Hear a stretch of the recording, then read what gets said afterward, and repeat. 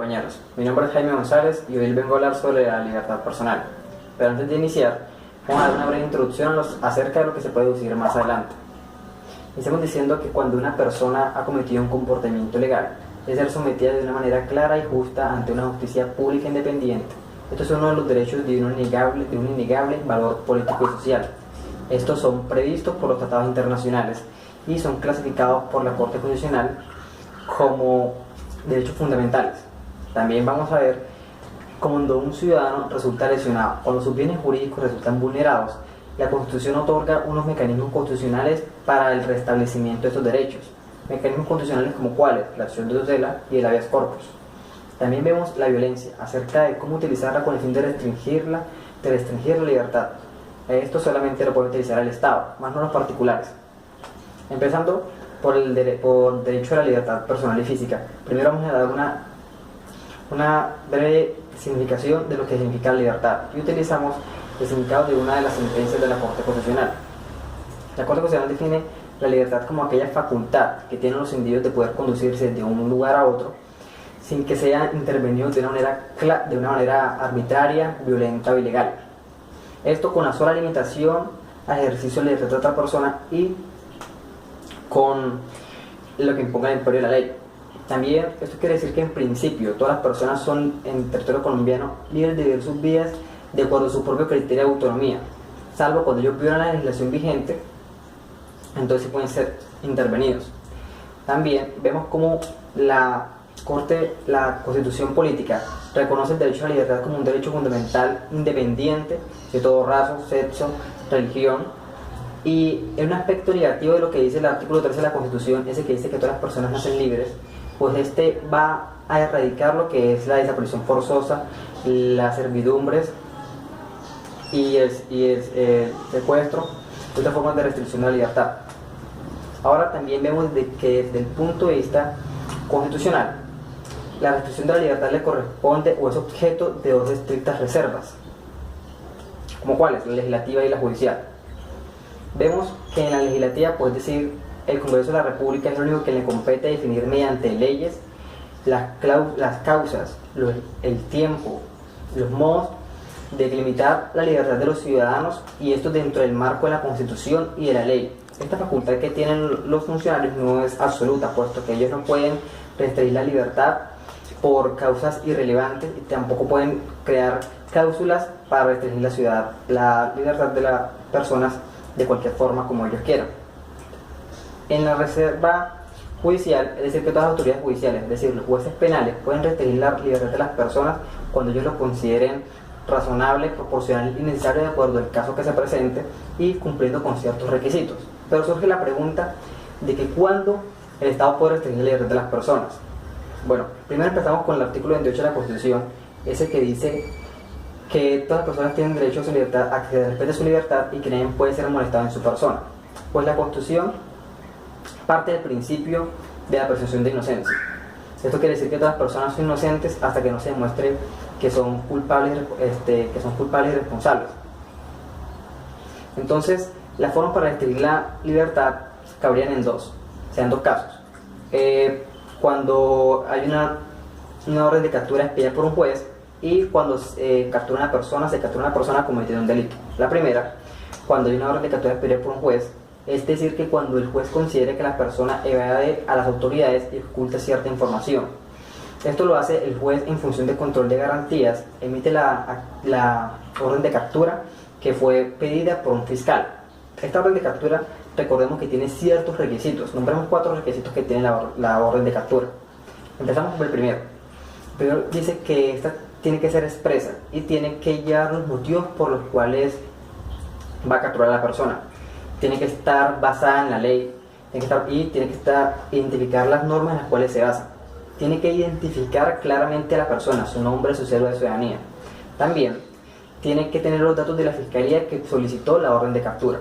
También cuando la persona, sabemos que cuando la persona es capturada, cuenta con unas garantías. ¿Cuáles garantías?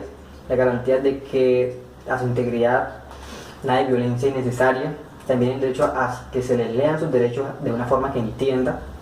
Los derechos del capturado podrían también hablar de que el derecho a saber los motivos por los cuales se va a capturar, también derecho a no ser a la asistencia de un juez, de un abogado a lo largo del proceso, también derecho a no incriminarse ni incriminar a su familia, y derecho también a no ser incomunicado, avisar sobre su captura.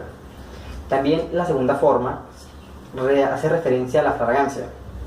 La flagrancia, existe flagrancia cuando se ha sorprendido a una persona cometiendo un delito, lo cual faculta su inmediata aprehensión por cualquier autoridad o por cualquier particular.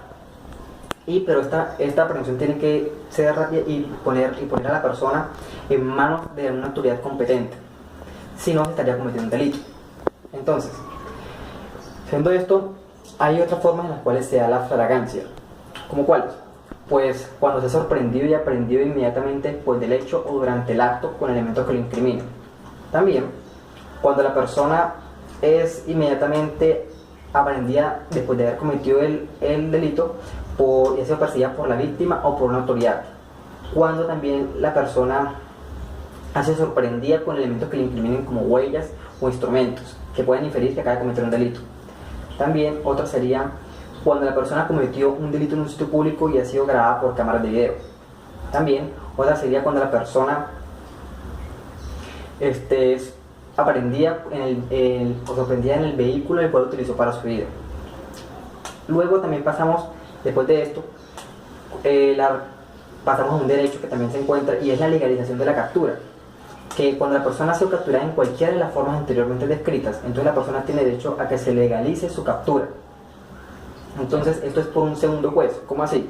Un segundo juez diferente al primero, quien fue quien ordenó la orden de captura. Este segundo juez del que se habla tiene que ver que la captura haya sido con todas las formalidades, que no haya visto alguna arbitrariedad de los funcionarios, y que esto tiene que sucede en tiempo. ¿Cuál tiempo? El de 36 horas. Nos suena ese tiempo de 36 horas, ¿cierto? Y si se llega a pasar de ese tiempo, entonces la persona tiene derecho, el capturado tiene derecho a pedir al juez que ordene su liberación inmediata. Si fue con todas las formalidades, si fue bien realizada conforme a la ley de la captura, entonces el fiscal puede pedirle al juez que la persona permanezca en prisión a lo largo del proceso. Si la fiscalía no logra demostrar esta necesidad, entonces la persona puede quedar en libertad definitiva o provisional. También hablamos también hay otra forma, y es la condena.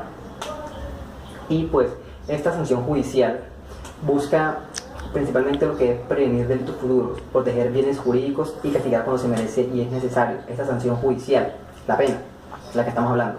También otras formas de restricción del derecho a la libertad. Empecemos por la primera, que dice la restricción administrativa de carácter preventivo por sospecha fundada. Esta pues tiene su principal fundamento en aquellas razones que le dieron a inferir a las autoridades que la persona o el procesado pudo inferir a cometer un delito. Esta busca proteger lo que es la seguridad y el orden público.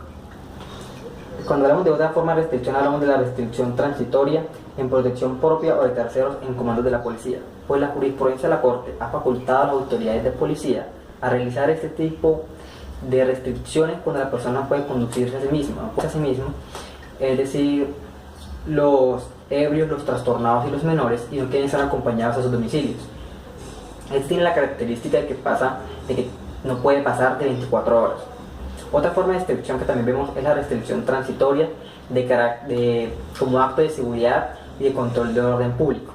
Entonces, este tiene que ser proporcional y razonable de acuerdo al caso que se presente. Este principalmente busca como identificar a la persona y ver si es requerida por las autoridades. También busca ver si la persona porta armas de fuego sin salvoconducto.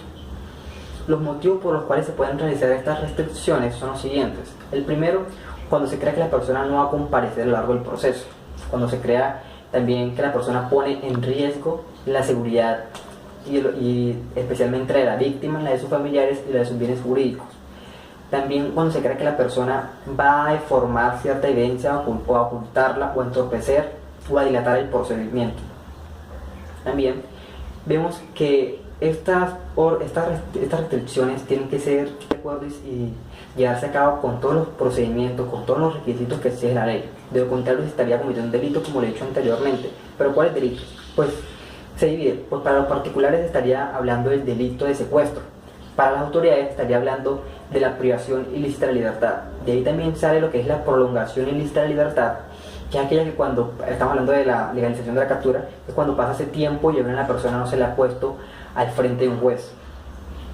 Y vemos así también que hay un recurso, hay un derecho, que es el habeas corpus. Este derecho fundamental que da la Constitución para la protección de esos mismos derechos que otorga la Constitución, este puede ser interpuesto en cualquier momento cuando la persona crea que se le está prolongando la privación de su libertad, no sea legalizado su captura. Esta puede ser presentada por cualquier persona a su nombre o por su abogado o por su cónyuge. Todo esto lo que he hablado pues ha sido el derecho a la libertad, ha sido el fruto de innumerables luchas de la sociedad para poder restringir el poder del gobierno, de sus gobernantes, y poder hacerle frente a la arbitrariedad que se presenta. Y eso también teniendo un fin de que pueda hacer que las personas, los ciudadanos, puedan hacer lo que deseen sin tener que ser sus derechos vulnerados. Poder hacer lo que deseen, pero obviamente dentro del marco de la Constitución y de la ley.